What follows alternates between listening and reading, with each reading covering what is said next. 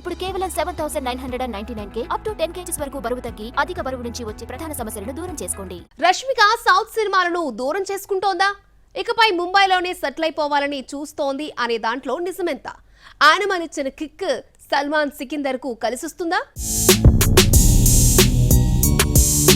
రష్మిక బాలీవుడ్ అడుగులు తెలివిగా వేస్తోంది. సాలిడ్ హిట్లతో ఓ రేంజ్ కు వెళ్లిపోవాలని చూడకుండా స్లోగా అడుగులు ముందుకు వేసుకుంటూ పోతోంది.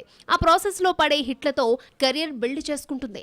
ఈ మధ్య కాలంలో సౌత్ నుంచి బాలీవుడ్ వెళ్లి ఇలా తెలివిగా అడుగులు ముందుకు వేస్తున్న బ్యూటీ రష్మికనే. ప్రస్తుతానికి అమ్మడు సౌత్ లో ఆల్రెడీ కమిట్ అయిన సినిమాలు తప్ప కొత్త సినిమాలకు సైన్ చేయడం లేదు. యానిమల్ సినిమా ఫ్లాప్ అయితే అమ్మడికి తెలుగు తమిళ్లో తప్ప వేరే భాషలోనూ సినిమాలు లేవు. అప్పటికే కమిట్ అయిన హిందీ సినిమాలను అమ్మడు ఏదో అలా చేసుకుంటూ పోతోంది. ప్రస్తుతానికి భారీ ప్రాజెక్టుల్లో అమ్మడు మంచి పాత్రలను సెలెక్ట్ చేసుకుంటూ వెళ్తోంది. కెరియర్ పరంగా సేఫ్ గేమ్ ఆడుతోంది. అవసరమైతే కమర్షియల్ హీరోయిన్ గా మారాలని చూస్తోంది. పుష్ప 2తోనూ తన సక్సెస్ కంటిన్యూ చేస్తానని చెబుతోంది. తాజాగా రష్మిక సల్మాన్ ఖాన్ సికిందర్ లో నటిస్తోంది. మురుగదాస్ ఈ సినిమాకు దర్శకుడు. సల్మాన్ కి నార్త్ లో మంచి ఫ్యాన్ బేస్ ఉంది. దీంతో వారంతా రష్మికకు ఫ్యాన్స్, ఫాలోవర్స్ గా మారిపోవచ్చు. ఇది ఆమె క్రేజ్ ని, ఫాలోయింగ్ ని మరింతగా పెంచుతుందని చెప్పొచ్చు.